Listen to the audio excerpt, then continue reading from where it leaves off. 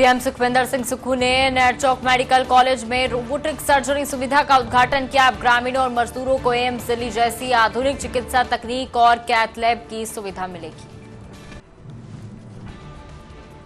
रोहित पवार ने सीआईडी से Ajit Pawar plane crash मामले में एफआईआर दर्ज करने की मांग की है। उन्होंने दावा किया कि एआईबी रिपोर्ट आने के बाद अब कार्रवाई में देरी नहीं होनी चाहिए। विधानसभा अध्यक्ष विजेंद्र गुप्ता ने अरविंद केजरीवाल पर फांसी घर मामले में देश को गुमराह करने का आरोप लगाया। विशेष अधिकार समिति के समक्ष पेशी के दौरान उन्होंने केजरीवाल की बातों को निंदनीय बताया।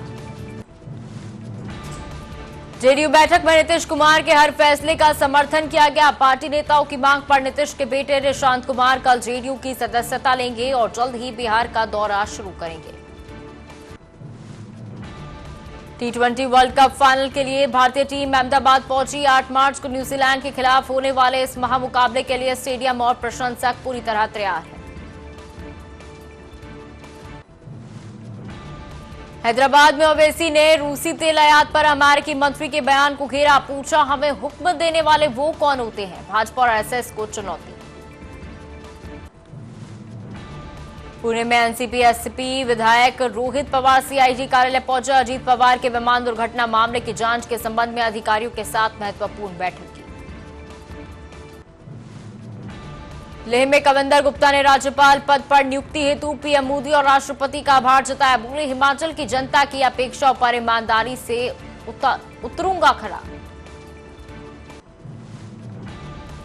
सीएम फडणवीस ने 7.69 लाख करोड़ का बजट पेश किया। किसानों का 2 लाख तक का कर्ज माफ। महिला उद्योग और रोजगार पर विशेष ध्यान, घाटा नियंत्रित। सीएम मोहन यादव ने 125 रुपए प्रति क्विंटल बोनस के साथ 2625 रुपए पर गेहूं खरीदी का निर्णय लिया। किसानों को दिन में बिजली और यूपीएससी टॉपर्स को बधाई दी। गाजीपुर में मंत्री के निषाद समाज को एससी श्रेणी में शामिल करने की मांग उठाई है। नीतीश कुमार को दूरदर्शी बताया और बिहार में बीजेपी सरकार की वकालत की। अख्तरुल-ए-मान ने नीतीश कुमार के राज्यसभा जाने पर तंज कसा। कहा, भाजपा ने बिहार की जनता के साथ खेल किया है। प्रदेश में राजनीतिक हलचल तेज। शुभेंदु अधिकारी ने कोलकाता में ममता बनर्जी के धरने पर हमला बोला। आरोप लगाया कि सीएम घुसपैठियों को बचाने के लिए प्रदर्शन कर रही है। गुजरात के गृह राज्य मंत्री हर्ष संघवी ने 203 करोड़ रुपए के विकास कार्यों की सौगात दी। सुरसागर झील पर 3D मैपिंग, फाउंटेन और म्यूजिक लाइट शो से पर्यटन को नया पंख लगेगा। विधायक शालिनी मिश्रा ने बताया कि मुख्यमंत्री नीतीश कुमार ने राज्यसभा जाने की इच्छा जताई है। साथ ही पार्टी में निशांत को शामिल करने और जनता से जुड़े रहने का भरोसा दिया। सांसद पी संतोष कुमार ने कहा कि बंदूक से विचारधारा खत्म नहीं की जा सकती। उन्होंने नक्सलवाद को सामाजिक राजनीतिक मुद्दा बताते हुए माओवाद के नाम पर आदिवासियों को न मारने की चेतावनी दी। गृह मंत्री अमित शाह ने भुवनेश्वर में सेंट्रल फॉरेंसिक साइंस लेबोरेटरी का भूमि पूजन और शिलान्यास किया। इससे उड़ीसा में अपराधों की जांच में तेजी और सटीकता आएगी। Deputy CM DK Shivakumar ने एयरबस के नए सेंटर को दुनिया के लिए मॉडल बताया। उन्होंने कहा कि बेंगलुरु का टैलेंट पुल और यहां बन रहे विमानों के कलपुर्जे कर्नाटक को वैश्विक पहचान दिला रहे हैं।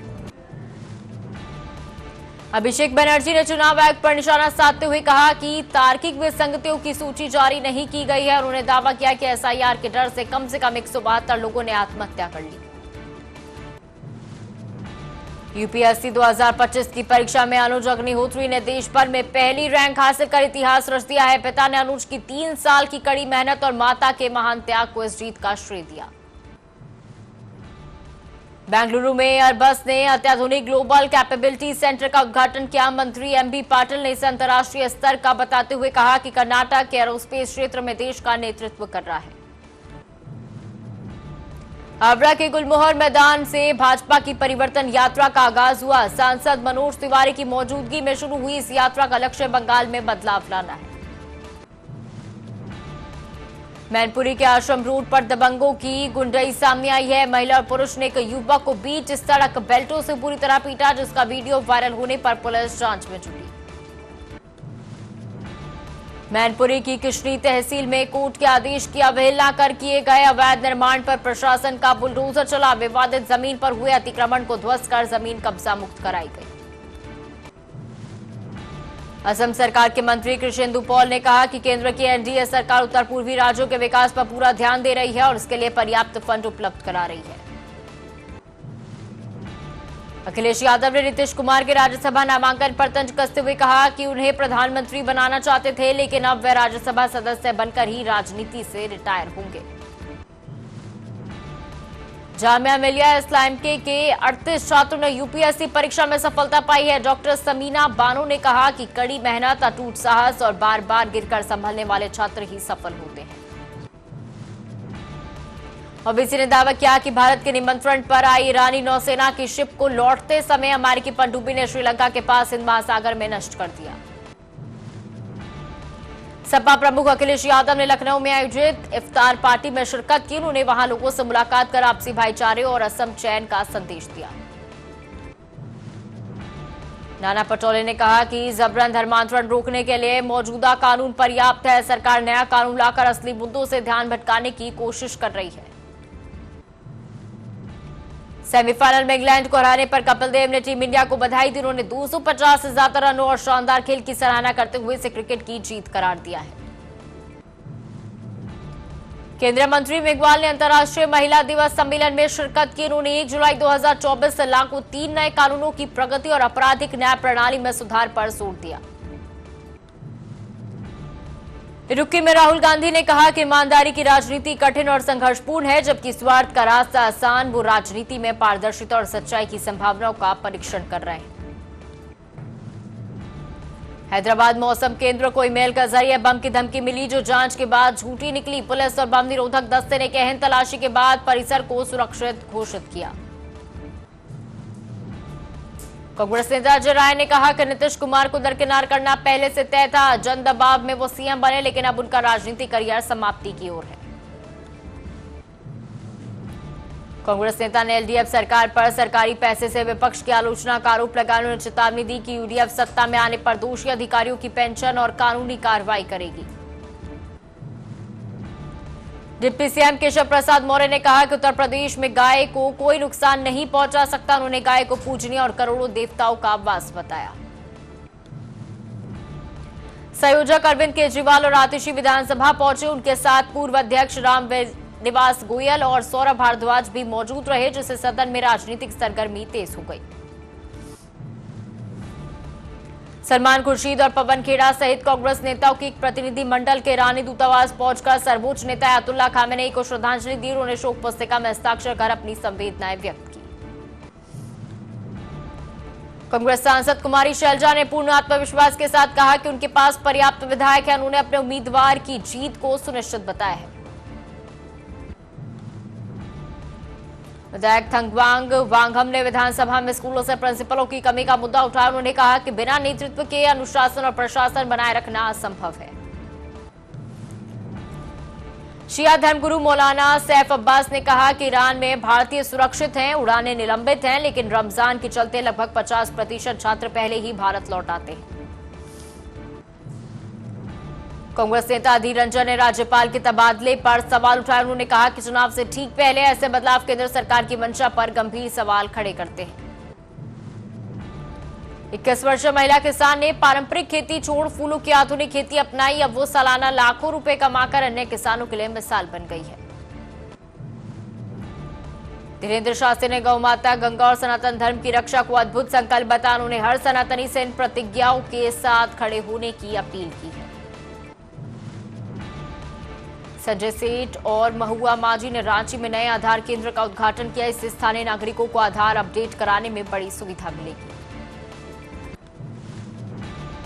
अरविंद केजरीवाल ने फांसी घर को टिफिन रूम बताने पर भाजपा को घेरा। उन्होंने इसे स्वतंत्रता सेनानियों का अपमान और दिल्ली की बदहाली का कारण बताया। पश्चिम एशिया में बढ़ते तनाव और ईरान इजरायल युद्ध के बीच कांग्रेस कार्यकर्ताओं ने कोलकाता में अमेरिकी दूतावास के बाहर विरोध जताया और शांति की अपील की। सांसद ज्योति मणि ने कहा कि आगामी चुनाव में आईएडीएमके बीजेपी गठबंधन की हार होगी। उन्होंने टीवी के नेता विजय के नेता प्रतिपक्ष बनने की प्रबल संभावना जताई। आपके वरिष्ठ नेता मनीष सिसोदिया ने चंडीगढ़ में एक प्रेस कॉन्फ्रेंस के दौरान केंद्र सरकार और प्रधानमंत्री नरेंद्र मोदी की चुप्पी पर कड़े सवाल उठाए। उन्होंने हाल ही में भारतीय नौसेना के अभ्यास में शामिल हुए ईरानी युद्धपोत सेना को अमेरिका द्वारा डुबोए जाने की घटना को भारत की कूटनीतिक विफलता बताया। कर्नाटक के वन पारिस्थितिकी और पर्यावरण मंत्री ईश्वर खंड्रे ने मुख्यमंत्री सिद्धारमैया द्वारा आज पेश किए गए 4.48 लाख करोड़ के राज्य बजट की सराहना की है। उन्होंने इसे शिक्षा और स्वास्थ्य पर केंद्रित एक संतुलित बजट बताया। पश्चिम बंगाल के उत्तर 24 परगना जिले के बशीरहाट अंतर्गत हिंगलगंज ब्लॉक के बोलतला इलाके में आज ग्रामीणों ने उग्र प्रदर्शन किया। ये विरोध प्रदर्शन एसआईआर प्रक्रिया से नाम हटाए जाने के कारण शुरू हुआ है। पश्चिम बंगाल विधानसभा चुनावों के मद्देनजर भारतीय जनता युवा मोर्चा ने आज सिंगूर में एक विशाल बाइक रैली का आयोजन किया। ये रैली भाजपा की राज्यव्यापी परिवर्तन संकल्प यात्रा का हिस्सा थी, जिसका उद्देश्य बंगाल में राजनीतिक बदलाव के माध्यम से विकास की नई राह खोलना है। नोएडा के सेक्टर 75 स्थित आईबीवाई काउंटी सोसाइटी में 4 मार्च को हुए सनसनीखेज हत्याकांड की गुत्थी पुलिस ने सुलझा ली है। पुलिस ने कार्रवाई करते हुए एक महिला और 2 अन्य आरोपियों को गिरफ्तार किया है। उत्तर प्रदेश के मुख्यमंत्री योगी आदित्यनाथ आज कानपुर के किदवई नगर पहुंचे। यहां उन्होंने भाजपा विधायक महेश त्रिवेदी के पुत्र शुभम त्रिवेदी के विवाह समारोह के उपलक्ष्य में आयोजित कार्यक्रम में शिरकत की और नवंत पति को आशीर्वाद दिया। अलीगढ़ के बन्ना देवी थाना क्षेत्र में एक भाजपा नेता और मोबाइल कारोबारी हेमंत गर्ग द्वारा युवक विशाल शर्मा के सिरे पर पिस्टल तानने का मामला सामने आया। घटना का वीडियो सोशल मीडिया पर वायरल होने के बाद पुलिस ने तत्काल कार्रवाई की है। यूपीएससी सिविल सेवा परीक्षा 2025 के परिणामों में पंचकुला के आकांक्ष ढुल ने देश भर में तीसरा स्थान हासिल कर प्रदेश का नाम रोशन किया। उनके पिता और हरियाणा भाजपा नेता कृष्ण ढुल ने इस सफलता का श्रेय आकांक्ष की 8 साल की कड़ी मेहनत और उनकी मां के अटूट सहयोग को दिया। कांग्रेस के वरिष्ठ नेता और विदेश मामलों के विभाग के प्रमुख सलमान खुर्शीद ने ईरानी दूतावास का दौरा कर चल रहे संघर्ष के बीच ईरान के प्रति एकजुटता व्यक्त की। उन्होंने इसे भारत के एक पुराने मित्र के साथ खड़े होने का समय बताया। केरल की उच्च शिक्षा मंत्री आर बिंदु ने संस्कृत विश्वविद्यालय की कुलपति गीता कुमारी को हटाए जाने पर कड़ी आपत्ति जताई है। उन्होंने राज्यपाल आरिफ मोहम्मद खान के इस कदम को एकतरफा करार दिया। समाजवादी पार्टी के नेता अबू आजमी ने महाराष्ट्र बजट पर निराशा व्यक्त करते हुए सरकार की आलोचना की। उन्होंने आरोप लगाया कि बजट में अल्पसंख्यकों की अनदेखी की गई है।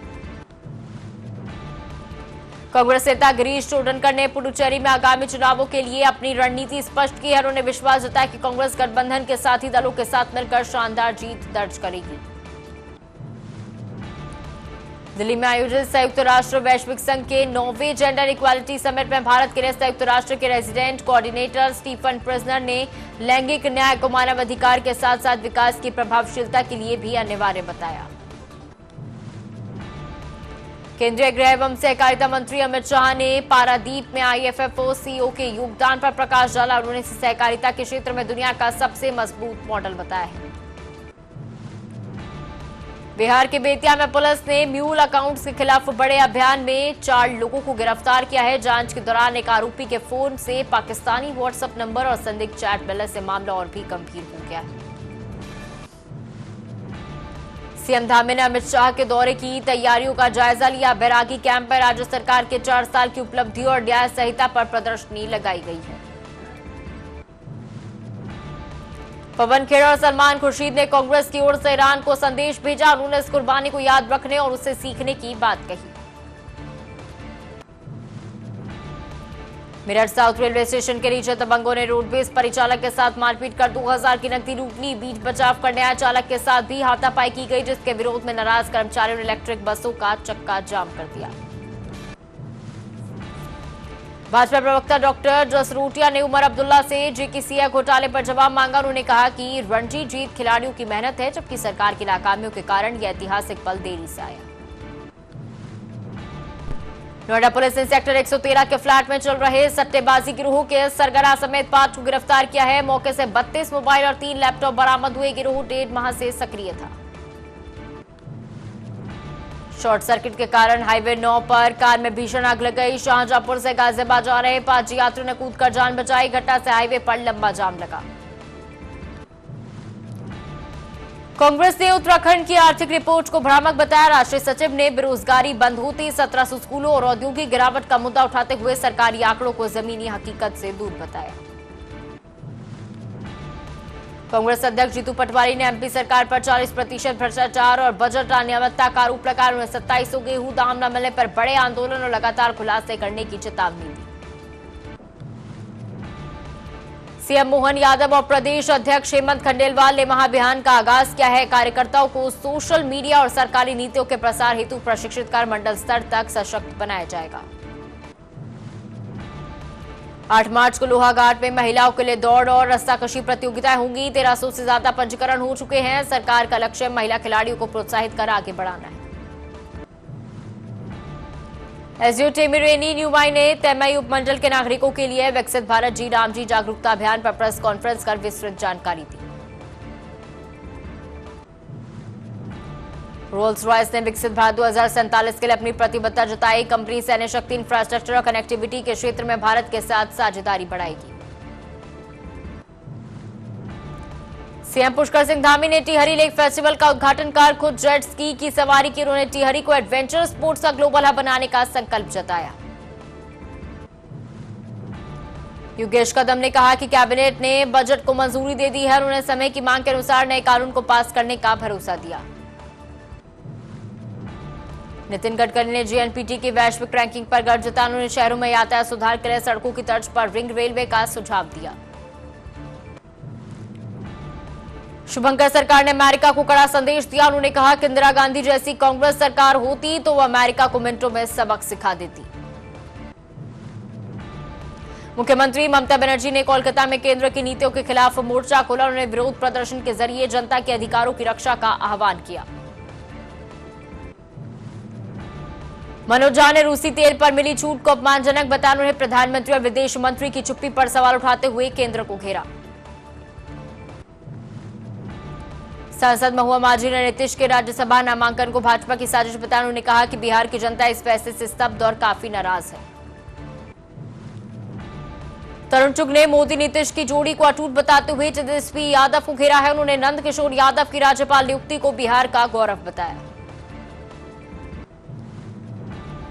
आतिश ने दिल्ली विधानसभा में विपक्षी घेराबंदी पर सवाल उठाया। उन्होंने प्रदूषण जैसे मुद्दों को छोड़कर फांसी घर को राजनीति का हथियार बनाने का आरोप लगाया। मजूरिया में 25 उड़दंगियों ने ग्राम प्रधान के घर के सामने फायरिंग की। पूरी घटना सीसीटीवी में कैद है। पुलिस आरोपियों की तलाश कर रही है। गढ़मुक्तेश्वर के होटल में बरेली निवासी युवक ने छुरे से अपनी गर्दन रेत कर जान दे दी। दिल दहला देने वाली यह घटना सीसीटीवी कैमरे में कैद हो गई है। केजीएमयू की पार्किंग वाली जगह पर बांस बल्ली लगाकर फिर से अवैध कब्जा किया गया। प्रशासन ने पुलिस से शिकायत कर सख्त कार्रवाई की मांग की है। ग्रेटर नोएडा से शॉर्ट सर्किट से चलती रोडवेज बस में भीषण आग लग गई। यात्री और चालक ने खिड़की से कूदकर अपनी जान बचाई। उत्तरकाशी में एनआईएम के पास जंगलों में भीषण आग से कोहराम मच गया। वन विभाग और संस्थान के कर्मचारी आग बुझाने में कड़ी मशक्कत कर रहे हैं। पीएम ने आंकड़ों के जरिए बताया कि कैसे सरकार की योजनाओं ने खेती को घाटे के सौदे से बाहर निकालकर एक सुरक्षित व्यवसाय बनाने की दिशा में काम किया है। उन्होंने एमएसपी सुधारों और संस्थागत ऋण को ग्रामीण अर्थव्यवस्था की रीढ़ बताया। पीएम नरेंद्र मोदी ने जोर देकर कहा कि बदलती दुनिया अब केवल भोजन नहीं बल्कि होलिस्टिक हेल्थ केयर और ऑर्गेनिक फूड की तलाश में है। भारत के पास अपनी पारंपरिक नेचुरल फार्मिंग के जरिए वैश्विक बाजार पर कब्जा करने का एक बड़ा अवसर है। प्रधानमंत्री ने स्पष्ट किया कि कृषि और विश्वकर्मा भारत की अर्थव्यवस्था का आधार है, इसलिए सरकार लगातार कृषि क्षेत्र को मजबूत कर रही है। राजनाथ सिंह ने स्पष्ट किया कि अब समुद्र केवल व्यापारिक मार्ग नहीं रहे बल्कि वो रणनीतिक प्रभुत्व के आंकड़े बन चुके हैं। उन्होंने वैश्विक स्तर पर हो रहे बदलावों और अनिश्चितताओं के प्रति सतर्क रहने की चेतावनी दी। गृह मंत्री ने कहा कि पिछले 56 वर्षों में सीआईएसएफ न केवल अपने लक्ष्य को प्राप्त किया है बल्कि हर चुनौती के साथ खुद को ढाला भी है। रफीकुल इस्लाम ने दावा किया कि नीतीश कुमार को राज्यसभा भेजने के पीछे भाजपा की सोची समझी रणनीति है। उनके अनुसार भाजपा बिहार की सत्ता पर पूरी तरह काबिज होने और अपना मुख्यमंत्री बनाने की तैयारी में है। मुख्यमंत्री मोहन चरण मांझी ने भुवनेश्वर एयरपोर्ट पर गृह मंत्री की अगवानी की। यह दौरा राज्य की सुरक्षा तैयारी और केंद्र राज्य समन्वय के लिहाज से काफी महत्वपूर्ण माना जा रहा है।